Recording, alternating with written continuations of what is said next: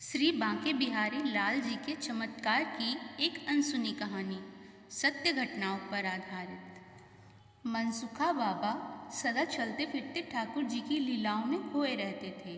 ठाकुर की सखा भाव से सेवा करते थे।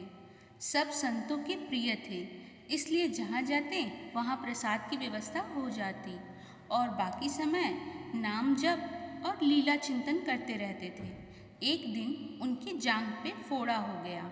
असहनीय पीड़ा हो रही थी। बहुत उपचार के बाद भी कोई आराम नहीं मिला तो एक व्यक्ति ने उस फोड़े का नमूना लेकर आगरा के किसी अच्छे अस्पताल में भेज दिया। वहाँ के डॉक्टर ने बताया कि इस फोड़े में तो कैंसर बन गया है, तुरंत इलाज करना पड़ेगा, नहीं तो बाबा का बचना मुश्किल है। जैसे ही ये बात बाबा को पता चली तो उनको आगरा लेके जा रहे हैं तो बाबा लगे रोने और बोले, हमहू कहीं नहीं जानो, हम ब्रज से बाहर जाके नहीं मरना चाहते, हमें यहीं छोड़ दो। अपने यार के पास हम जिएंगे तो अपने यार के पास और मरेंगे तो इसकी गोद में, हमें नहीं करवानो इलाज। और बाबा नहीं गए इलाज करवाने। बाबा चले गए बरसाने। बहुत असहनीय पीड़ा हो रही थी। उस रात बाबा दर्द से कराह रहे थे। तभी क्या देखते हैं, वृषभानु दुलारी श्री किशोरी जी अपनी अष्ट सखियों के साथ आ रही हैं। बाबा के समीप आके ललिता सखी से बोली, अरे ललिते, ये तो मनसुखा बाबा है ना?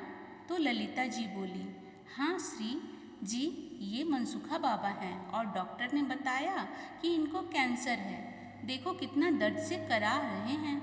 परम दयालु करुणामयी सरकार श्री लाडली जी से उनका दर्द सहा नहीं गया और बोली, ललिता, बाबा को कोई कैंसर नहीं है, ये तो एकदम स्वस्थ हैं। जब बाबा इस लीला से बाहर आए तो उन्होंने देखा कि उनका दर्द एकदम समाप्त हो गया है और जांघ पर यहाँ तक कि किसी भी फोड़े का निशान नहीं रहा। ऐसी करुणामयी सरकार है श्री लाडली जी हमारी। एक पंडित जी थे। वे ठाकुर जी के परम भक्त थे। पारिवारिक समस्या के कारण उन्हें धन की आवश्यकता हुई तो पंडित जी सेठ जी के पास धन मांगने गए। सेठ जी ने धन तो दिया पर उस धन को लौटाने की 12 किस्त बांध दी। पंडित जी को कोई ऐतराज न हुआ, उन्होंने स्वीकृति प्रदान कर दी। अब धीरे धीरे पंडित जी ने 11 किस्त भर दी। एक किस्त न भर सके, इस पर सेठ जी ने 12वीं किस्त के समय निकल जाने पर पंडित जी पर पूरे धन का मुकदमा लगा दिया। कोर्ट कचहरी हो गई। जज साहब बोले, पंडित जी तुम्हारी तरफ से गवाही कौन देगा? इस पर पंडित जी बोले कि मेरे ठाकुर बांके बिहारी लाल जी गवाही देंगे। इस बात पर पूरा कोर्ट ठहाकों से भर गया। अब गवाही की तारीख तय हो गई। पंडित जी ने अपनी अर्जी ठाकुर जी के चरणों में लिखकर रख दी। अब गवाही का दिन आया। कोर्ट सजा हुआ था। वकील जज अपनी दलीलें पेश कर रहे थे। पंडित जी को ठाकुर जी पर भरोसा था। जज ने कहा, पंडित जी आपने गवाह को बुलाओ। पंडित जी ने ठाकुर जी के चरणों का ध्यान लगाया।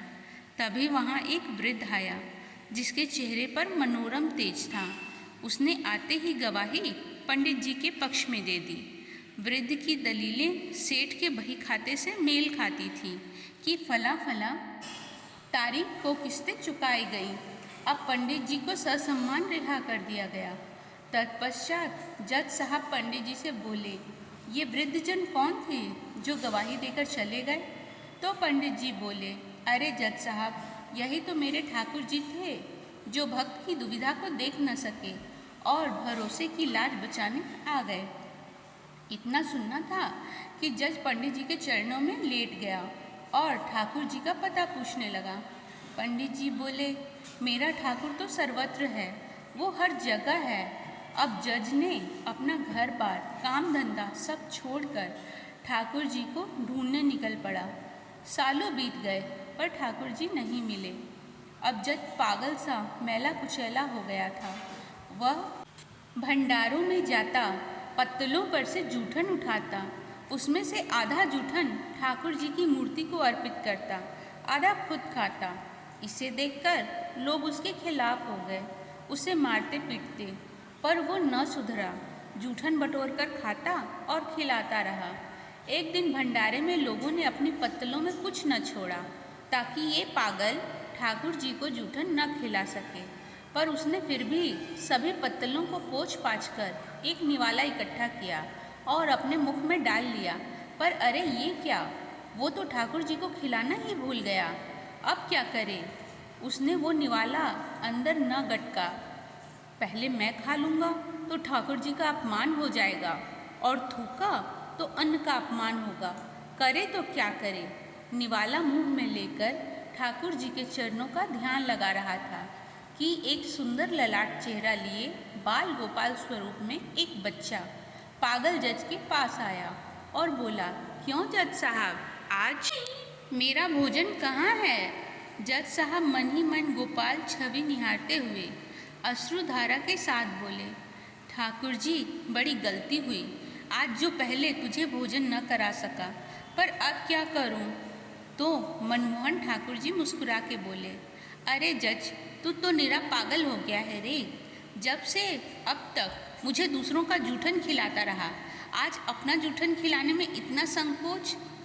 चल निकाल निवाले को, आज तेरी जूठन ही सही।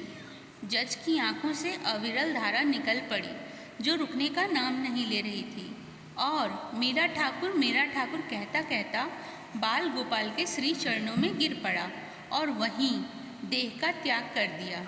वो पागल जज कोई और नहीं बल्कि पागल बाबा थे, जिनका विशाल मंदिर आज वृंदावन में स्थित है। भाव के भूखे हैं प्रभु, और भाव ही एक सार है, और भावना से जो भजे तो भव से बेड़ा पार है। बोलो बांके बिहारी लाल की जय।